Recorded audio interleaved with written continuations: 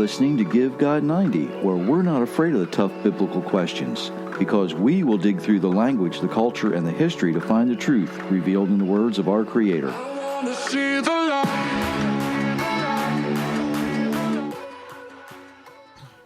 Hello, everyone. Thank you for joining us today. My name is Jerry Mitchell, your host for Give God 90. Sitting in the supervisor's chair is Myra. Hello, everyone. And we thank you all for joining us. Yes, we do. Whenever you join us, some people listen live, some people listen later, and that's okay. We encourage such things. If you're new here, we hope you enjoy it as well. If you are new, remember the website, givegod90.com. There's all kinds of things there you can check out. If you really like what you hear, we appreciate the shares. Hit that notification button. You're welcome to leave us a comment either directly on the podcast or reach out to us on one of the social media places we are. We're all over the place. And like I like to say, if you like what you hear, chances are your friends and your family will as well. And there's an even better chance that your enemies probably need to hear it. So give them the opportunity. I want to talk about something today that I get questions about in various ways. Of all the questions I get, probably the largest portion of those questions involve some type of family dynamics, whether it's marriage or divorce or my child's doing this, or my siblings are acting like this, or my spouse is being difficult about something. And even my parents expect me to, you can fill in the blanks there, right? When I get more than a few people that in a very short time ask about the same thing, I know it's time to look at this in detail. Talked about this a couple years ago, but it's been a while. So I'm going to revisit this. And how do we honor our parents in the world today? Exodus 20:12 says, honor your father and your mother. But let's start by looking at what's actually written. Does it say to honor our parents? And why? The word most familiar in the verse is honor, right? It's actually from the Hebrew word kabod. But that word can also be translated, it's actually defined as to be heavy or weighty or burdensome. So we're supposed to be a burden to our parents?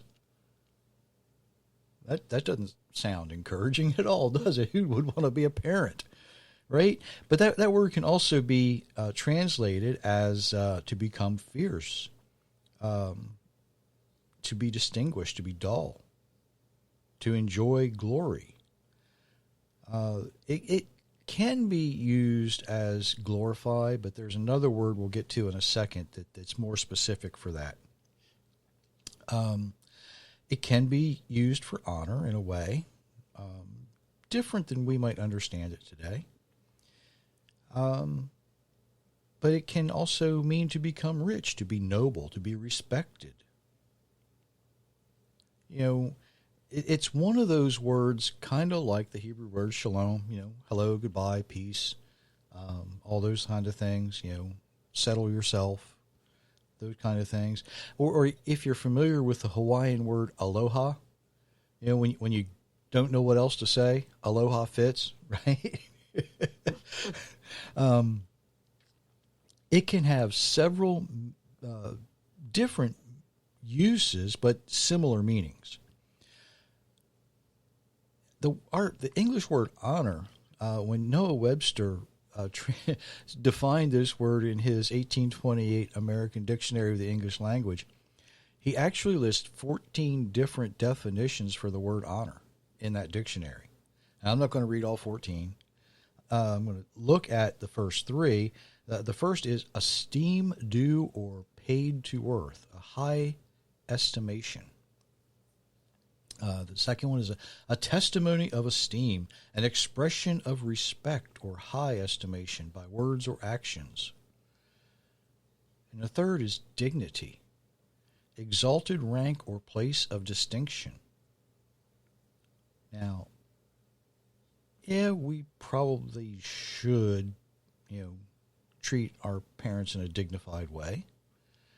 I don't know about exalted. That's usually reserved for the Creator, right? In the perfect world, it would be easy to honor our parents because they would be perfect, right? They would be perfect parents, and we, of course, would be perfect children. But we don't live in a perfect world. We live in a world that is weakened. It's a world where perfection is impossible for us to achieve on our own. Now, the other word that I mentioned, it's translated as honor in different places, very closely related to the word kabod, and that word is kabod. Sounds familiar, right? It's actually defined as glorious. Now, there's only one Hebrew letter, that is added to the word kabod that makes it glorious, and it's actually the letter Vav. It's the third letter in the Tetragrammaton, the name Yehovah. So we can take something that is heavy and burdensome and make it glorious. That's the way the early Hebrew mind would have looked at those words. Myra's going to read a little bit about some parents, specifically the parents of Samson, and we're going to see if their example gives us any insight, and she's going to pick up just after Samson's mother speaks to the angel. So go ahead and do that. Manoah said to the angel of the Lord, "We would like you to stay a while. We want to cook a young goat for you." The angel of the Lord answered, "Even if I stay a while, I will not eat your food. But if you want to prepare something, offer a burnt offering to the Lord." Manoah did not understand that the man was really the angel of the Lord. Then Manoah asked the angel of the Lord, "What is your name?" "We want to know. Then we may honor you when what you have said really happens." The angel of the Lord said, "Why do you ask my name? Is it too wonderful for you to understand?" Then Manoah sacrificed a young goat on a rock. He also offered some grain as a gift to the Lord. The Lord did an amazing thing. Manoah and his wife watched what happened. The flames went up to the sky from the altar. As the fire burned, the angel of the Lord went up to heaven in the fire. When Manoah and his wife saw that, they bowed face down on the ground. The angel of the Lord did not appear to them again. Then Manoah understood that the man was really the angel of the Lord. Manoah said, "We have seen God. Surely we will die because of this." But his wife said to him, "The Lord does not want to kill us. If he wanted to kill us, he would not have accepted our burnt offering or grain offering. He would not have shown us all these things, and he would not have told us all of this." So the woman gave birth to a boy. She named him Samson. Samson grew, and the Lord blessed him. The Spirit of the Lord began to work in Samson. This was while he was in the city of Mahanadan. It is between the cities of Zephorah and Eshtaol. Samson went down to the city of Timnah. There he saw a young Philistine woman. When he returned home, he said to his father and mother, "I saw a Philistine woman in Timnah. I want you to get her for me. I want to marry her." His father and mother answered, "Surely there is a woman from Israel you can marry. Do you have to marry a woman from the Philistines? The Philistines are not even circumcised." But Samson said, "Get that woman for me. She is the one I want." Samson's parents did not know that the Lord wanted this to happen. He was looking for a way to start a fight with the Philistines. They were ruling over Israel at this time. Samson went down with his father and mother to Timnah. They went as far as the vineyard near there. Suddenly a young lion came roaring towards Samson. The Spirit of the Lord entered Samson with great power. Samson tore the lion apart with his bare hands.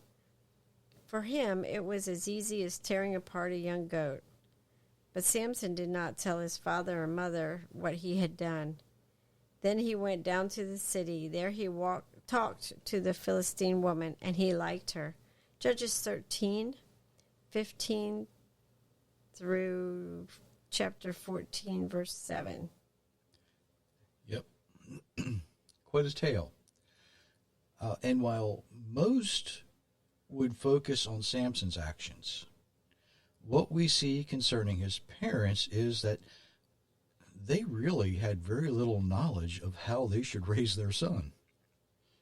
Other than a few instructions given by the angel earlier. And if you were really paying attention, I'm not entirely sure it was an angel. When he says, "My name is too wonderful for you to understand," that's a clue, okay?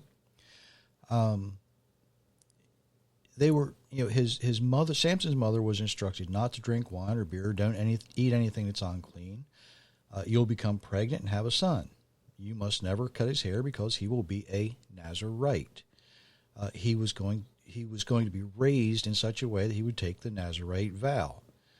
You never cut your hair. You don't drink wine or beer or hard spirits. You only eat certain food. It was. I don't want to say it was an early sect, but it was a way of outwardly displaying your devotion and your service to the Creator. He will be given to God from birth. He will be dedicated. He will begin the work of saving Israel from the power of the Philistines. Now, his parents, they were simply to teach him the instructions given to them by the angel and by the Creator, right? It was up to Samson to follow those instructions. We're all not like Samson, are we? And we're all not like Jonah, but many of us, if not most of us, have all had our times when we have failed to follow the Creator's instructions. It's that simple. Now, eventually, Samson and Jonah did wind up honoring and glorifying their parents. How? Glad you asked. By doing the things that the Creator asked them to do. Although Jonah, reluctantly, they did carry out their tasks. And that is the best way to honor our parents, right? To do the things that the Almighty's asking you to do. And that brings me to something I really need to talk about. Because this seems to be, sadly, all too commonplace. What about the parents who appear not deserving of honor? They do things where you don't think you should honor them. Well, I'm going to say this, and some might think I'm wrong, but all parents deserve to be honored. All parents deserve to be honored. Just maybe not the way we have been trained to think what that means. Okay? Look at why. If we look at the why parents need to be honored, we find the answer, well, not just in the rest of Exodus 12, but that's where a good place to start. Exodus 20:12 actually says, "Honor thy father and mother," and it doesn't stop there. It continues, "that your days may be long upon the land which the Lord your God gives you." Now compare that to something Moses would write later in Deuteronomy, chapter 5, verses 32 and 33. You will observe to do, therefore. You will observe to do as the Lord your God has commanded you. You will not turn aside to the right hand or to the left. You will walk in the way which the Lord your God has commanded you, that you may live, and that it may be well with you, and that you may prolong your days in the land which you shall possess. Now, some see these verses as communal, right? It's for everybody. And the land, of course, is the land of Israel.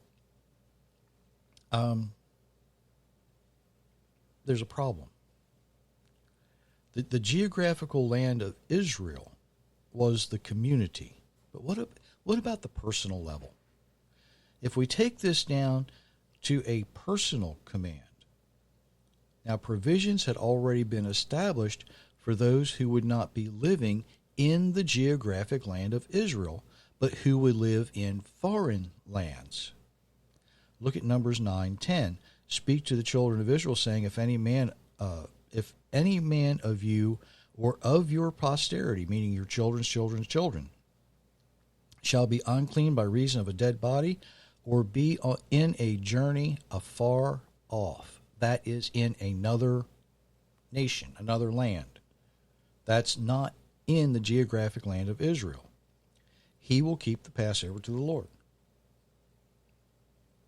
That's not just about this. It's talking, this is, even though it talks about keeping the Passover, and that's what they're talking about here, these provisions have long been established and accepted that if you're not in the land, in the geographic land of Israel, then you are still to maintain as much and as many of the commands of the Almighty as you are able to. Did I say that right? Okay. Now, I could include some verses here about not selling the land permanently because the land belongs to the Creator, but I'm not going to go down that rabbit trail. That we'd be here a couple of days. Just know this: when you own property and you dedicate that property to the service of the Creator, He will bless it, and He will keep you safely in His promises as well. So it is a very personal thing. It's not just for the community, what we might call the nation of Israel, but it is for every person who joins with the people group of Israel to call the God of Abraham, Isaac, and Jacob their God, their Creator. Right? Even when we don't live in that land, we honor our parents by keeping the commands of the Creator. And if we do that, we will have a long life. It doesn't matter where we live in the world.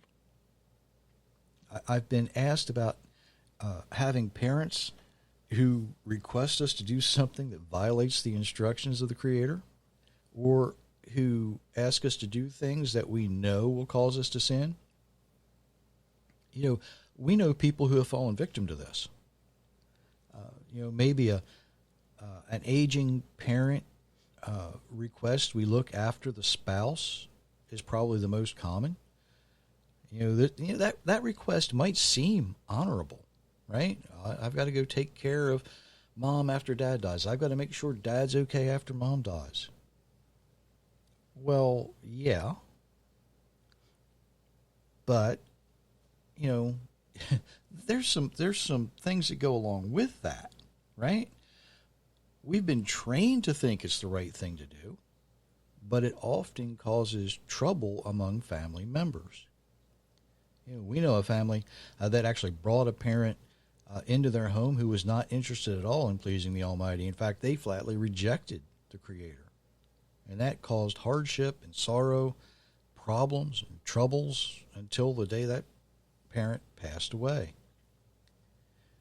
We know people who have sold their possessions to move into a home of a parent and care for them. And that basically stopped the caretaker's life from moving forward.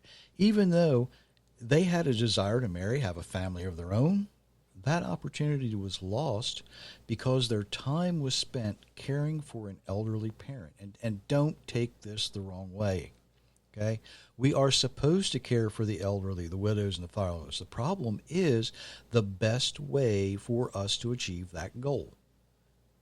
It is bringing someone into your home, if you are a believer, is bringing someone into your home that you know will cause trouble, the best thing to do for your family? Probably not. If there's a way around it, if there's other provisions that you can make, that may be the best option, a better option, I should say. The command to honor our parents wasn't written for young children. It's written for all children, and that includes adult children. So should an adult child who is a believer and they're trying to live the way they're designed to live bring somebody into their home that has rejected the Creator? Maybe, maybe not, right? When there are no other options, you really don't have a choice. But when other options are available, maybe it's better to take the other option. When Yeshua said, if your right hand causes you to sin, cut it off, he wasn't talking about, the appendage that's attached to your body. He's talking about relationships. Not that a parent should be cut off unless it's absolutely necessary. And sadly, that needs to be done sometimes in some situations. But sometimes distancing yourself from the things that cause you to sin can be the best example for the foolish person who is attempting to return us to a sinful life. Right? That doesn't mean we love them less. It actually means we love them enough to follow the Creator's example and allow them to have their sinful life. If that's truly what they desire, but we should not allow ourselves to be dragged into their sin. Parents with health issues, parents with addiction issues, obstinate parents who refuse to change their religious traditions, even absent parents, although worthy of being honored, need to be honored the way that the Creator desires us to honor them, not the way the parent may desire us to honor them. Should I say that again? Probably. I'll put it this way. Problem parents. That's not a good way to say that. Really, it's not. But it's true, right? Parents that have health issues or addiction issues or they're obstinate, they refuse, even though they know they're wrong, they refuse to give up their traditions, they refuse to do things. And even absent parents are worthy of being honored, but they need to be honored the way that our Creator desires us to honor them, and not the way the parent desires us to honor them. And it might not even be the way a sibling or a neighbor would say, "Oh my, you're going to put your poor sickly parent in a home?" Well, yeah, because I don't know how to take care of them. Trust me, I've lived through this. Myra was the caretaker, and she had to work, right? I was not suited or cut out or designed to take care of an elderly parent. I will be the first one to admit that. My brothers were not designed that way either. And for us, the best option was actually a nearby nursing facility that had the capabilities, the professional help. They knew how to do it in her last days and make her far more comfortable than we could have at home. Now, you have to remember, though, that the best way to honor a parent is to become the person your Creator designed you to be. Now, for some parents, it's difficult if they have that self-destructive personality. If they choose that lifestyle of self-destruction, it's difficult to watch a self-destructive person destroy themselves. We've seen it. And unfortunately, we see it almost every day. It is not the job of an adult child to teach the parent. The job of an adult child or a child of any age is to honor the parent. Remember, in the perfect world, the parent would have been teaching us. If the parent would have taught, would have learned, and passed along those proper teachings to us, we'd still be in that perfect world, but that's not where we're at. It's not our job to teach our parents. It's our job to honor them by being the person that our Creator designed us to be. Now, how we apply that to our lives is as individual as we are. When we stand at the throne of judgment, it's not going to be our earthly parents sitting on the throne. It's going to be our Heavenly Father sitting on the throne. When your books are open, what's going to be read? What's going to be read? Will it be all of the righteous deeds you did, or all the unrighteous deeds? That choice is yours and yours alone. And I know that much of what I'm saying contradicts the traditions that many cultures and societies have adopted as a way to honor our parents, especially in the Western world. But the Bible makes it very, very clear that we place the desires of our Creator above the desires of our earthly parents.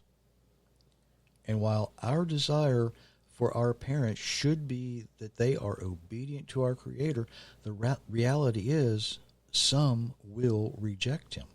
And they're going to reject Him for their own desires or for their own traditions, but they will reject Him. It's kind of a shame.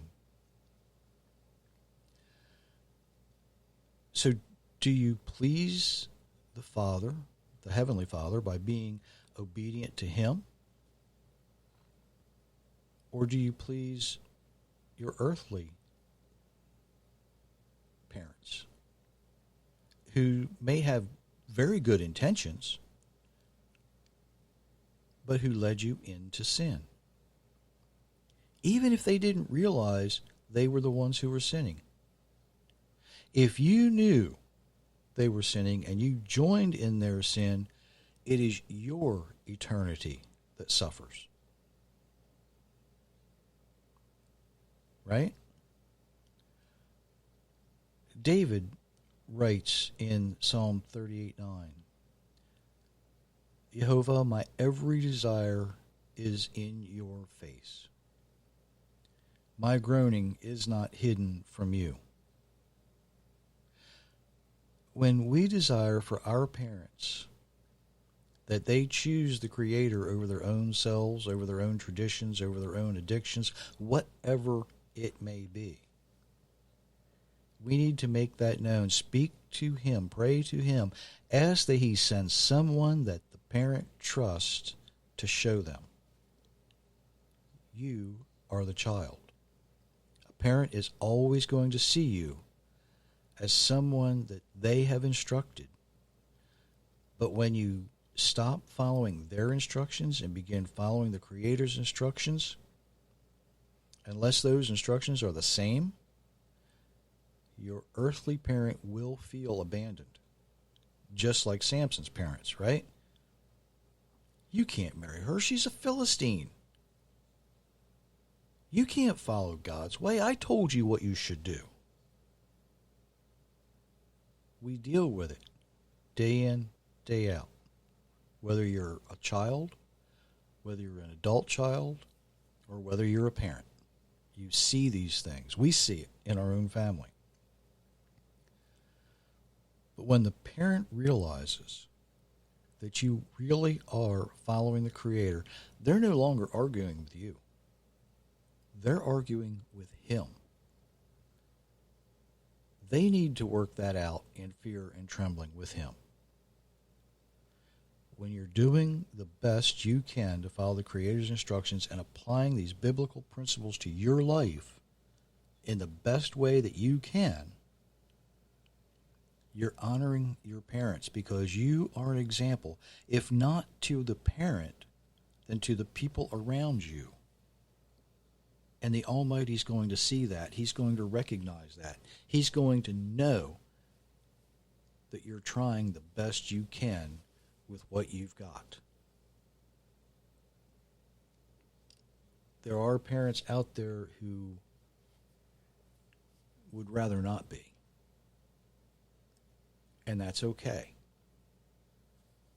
Because there are children out there who have found the best way to honor them is by doing things the Creator's way and not their own way. And that definitely honors even, as much as I hate to say it, the worst of the worst parents. Did you have anything you wanted to add to any of that? I hope you enjoyed the teaching for tonight, and we will see you on Monday. Yes, we will. And again, if you have any questions or comments, let us know. And until Monday, many, many blessings, everyone.